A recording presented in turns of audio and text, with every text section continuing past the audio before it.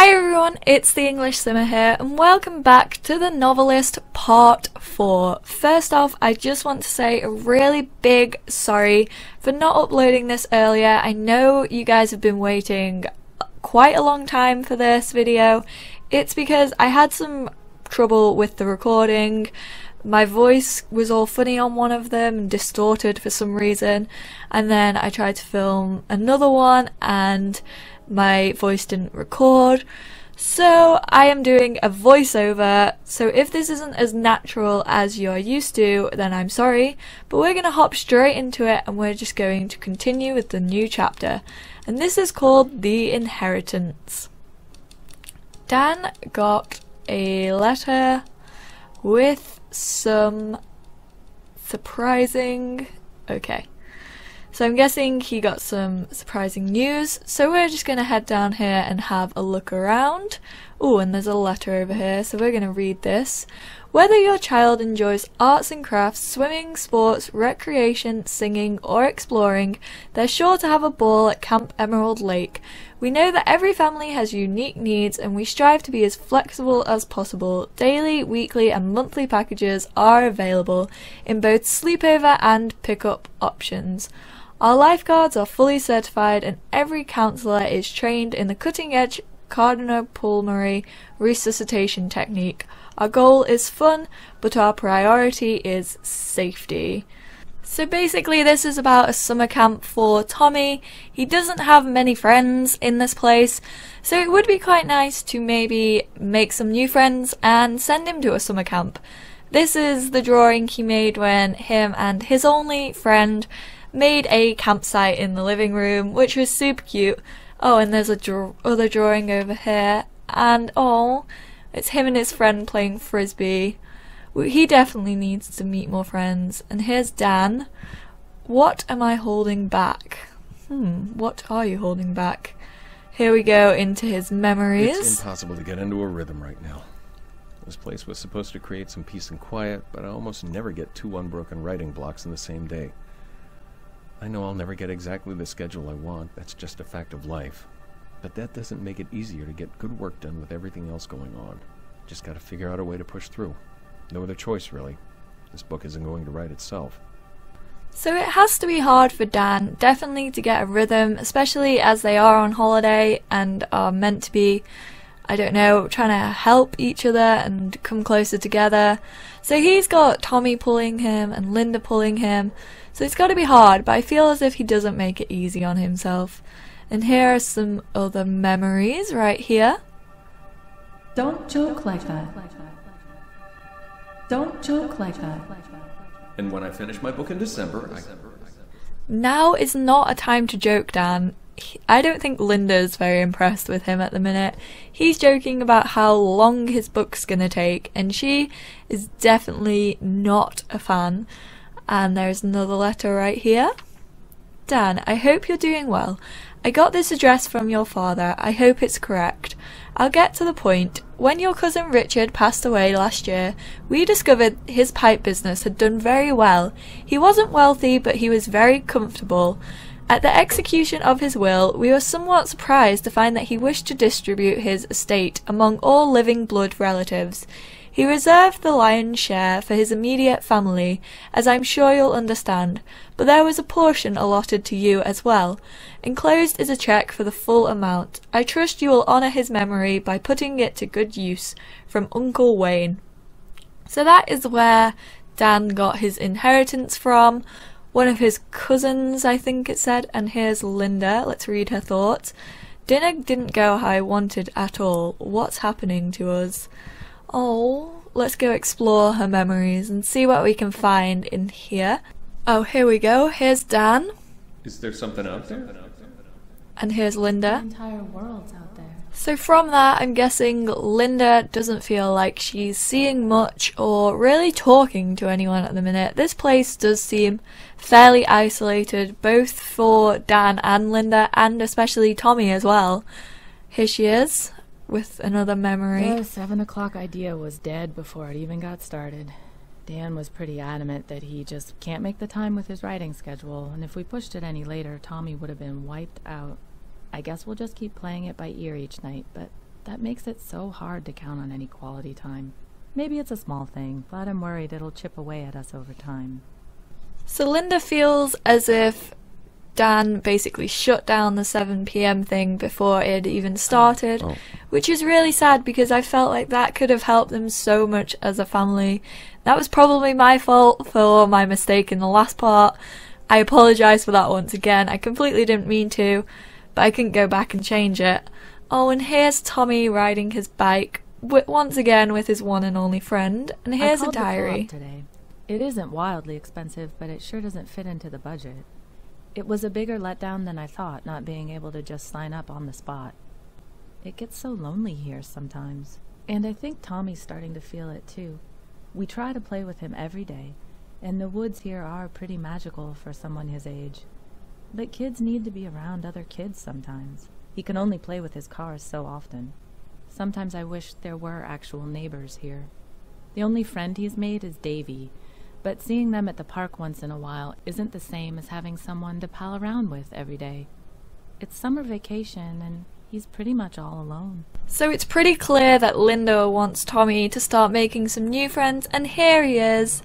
Bring my kite to that camp Mummy told me about. Daddy! Aww. Hey, bud. So he really Hi, wants Mommy. to go to Hi, the Pumpkin. summer camp. We're gonna hop into his memories right now. What about your rocket? I already played with it. So Tommy's pretty bored. He already has played with his toys and things that he has around here, and I could see why he would be bored. Is there anything in his room? Nope, nothing much. Just the kite that we get to choose if we want to choose Tommy's thing. Anything in Dan's office? No, I don't think so. Here we go. Oh, it's a picture of him and his dad. So he just wants to spend more time with his dad, I think. That's so sad. Oh, I want to give Tommy a big hug and introduce him to more people. But at least he has Davy. He does have someone to play with. I think we've discovered all of his memories. I'm just going to go down here and double check. Yeah, we discovered those two. So I think we should head back Hey, into Daddy. present My day. man. Dan actually does pay quite a lot of attention to Tommy, even though he is focused on his book. He does try and interact with him as much as he can. Let's see if we can find any more clues. Is there any in here? Doesn't look like it. There's just the kite that we can choose if we want to do so, which maybe we will. I feel as if we should send Tommy to camp. I'm just quickly gonna have a look at what else we need to do though, because I forgot how many we've uncovered. So we need to search the house for more clues for Dan, and for Linda we need to read her thoughts for the final clue. So we're gonna go ahead and look for more clues. There's none in here, so let's head over to their bedroom and see if there's any around here. Yep, there's a backpack and another I only notebook. met Rick once at a family reunion that must have been, 15 years ago? Turns out he made his fortune by, get this, selling high-end pipes. The Sherlock Holmes kind, not the plumbing kind. He must have been a hell of an interesting guy. I mean, he found a niche and made his way in the world. You have to respect that. It makes me wonder, am I giving everything I have to this book, or am I leaving myself an out? It isn't announced yet. I could always pull the plug. I'd never get another advance again, sure, but there isn't a gun to my head. Unless I put one there. Metaphorically, of course. All I can say to that is, Dan, you better not pull the plug on this book, because this has caused you so much drama in your life. Anne, I'm going to cut right through the pleasantries and ask you, who is this Ryan that Mom mentioned on the phone? Someone new? Are you trying to keep it a secret, or did it just slip your mind the last time we talked? Spill it! Things here are moving along, I guess. When we came up, I thought it would be great to have more dedicated time to paint, but I didn't realize it would be so isolating. I miss having more people around and having new ideas floating about. I got lucky in town last week, though. I found an artist co-op called Makeshift, and it seems really interesting. It's not too big, but there are lots of different types of artists there. I'll probably call and try to get more details. I don't remember if I told you this, but I've been thinking about going back to painting full time. Anyway, enough about me. Tell me what's up with you. Love, Linda. So Linda also feels isolated as well as Tommy. She wants to join a painting club, which would be really good for her, I feel. Like, she could meet so many new people and she wouldn't be completely focused on Dan. Paul's happy enough for now. So Paul is his publicist or something like that, someone he writes for. So he is happy with what Dan has figured out, has written for now. Here's another letter. Dan, I looked into it and the guy at the Literary Register said that pre-release ads do drive up pre-orders quite a bit. It's his job to sell ads, of course, so we have to take that with a grain of salt. I usually leave this kind of thing to the guys in the marketing department, so I am a little out of my depth here, but I checked with them and they said the same thing. So it seems like the ads would make sense if the book is good. You don't want to oversell and underdeliver. I have to say, this is the first time I've had a writer offer to pay for extra marketing. You sure about it? There aren't any refunds if the book tanks. You've got some drive though, coming up with an idea like this. I'll give you that. Think about it and let me know. From Paul. So Dan, I think he's trying to push the boat out a bit. He wants to kind of get to like focus on something else. What do we have here? The Literary Register May edition. So that's just the thing that he wants to put his adverts in. I feel as if he's definitely trying to push his book out there and try to sell more, but all of these things are going to cost money. All we need to do is read their thoughts now, so we're going to try and find them so we can do that. Here's Dan. Oh, no, we didn't want to go into his memory. We just want to see his thoughts. Send Paul an example from the Literary Register. And let's find Linda real quick. She should be down here, I think. She's not in there. Is she in here? Here she is. No. Throw some gear in my painter bag and take it to the co-op. So we have three options. We can send Tommy to summer camp.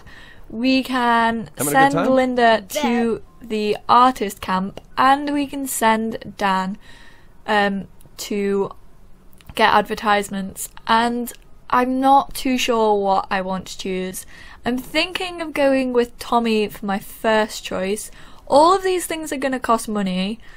Dan's we don't get a refund and we don't know how the book's even going to turn out. Linda, I do feel as if she needs some compromises because we've barely given her any. And Tommy, I think his is the most important for right now, because think about it, if we get Tommy out of the house for a day or like a week, then we can focus on our book and they can also spend time together. So I definitely think we should go with Tommy for the first one. However, the other two I'm kind of a little bit confused about. So I have definitely decided to go with Tommy's. I took kind of a break and thought about it, but I felt this was the best option. So we are going to choose the kite. Selecting the kite will choose Tommy's resolution for this chapter. Dan and Linda will be disappointed. However, if you've discovered Dan or Linda's desired outcome, you'll be able to find a compromise with one of them in the next chapter. And we have found out both of them, so we can choose between Dan or Linda in the next part, which is good. So we're going to go ahead and choose Tommy's outcome.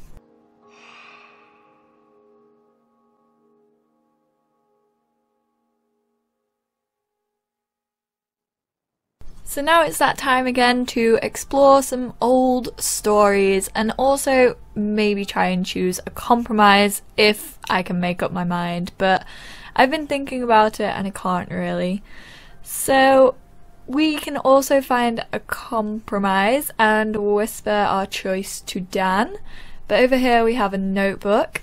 And it says, The Diary of Claire Bradford, September the 5th, 1961. Maybe getting my thoughts down on paper will help. Make a list, that's what my mum always taught me. So dear diary, here are all the wonderful things about Roger. He's very handsome. He'll soon be working as a lawyer at his father's firm. He might be the only person on earth who loves music as much as me, and his family has money. Who wouldn't want to marry someone like that? So Claire seems to be having the same troubles that Dan and Linda are kind of having. She doesn't know if she wants to stay with her fiance or leave him, and she's trying to sort these thoughts out in her brain and just trying to make a list of all the good points of her fiance, because you wouldn't want to break up if you were engaged. And here is another notebook. The Diary of Claire Bradford, September 6th, 1961. I don't know why, but I feel like I can really get my thoughts together here. That's why this entry isn't going to be very fun, but fair is fair. I've already waited a day, and there's no use delaying it longer. Here are the not so wonderful things about Roger. He can be so self-absorbed. No one will ever accuse him of having a great sense of humour. He's so very predictable. I wonder if maybe he spends too much time chasing his father and not enough being his own man. There, now I feel rotten. So she came up with some bad ideas. Maybe for Tommy, how much it costs for the whole week. He did it his way.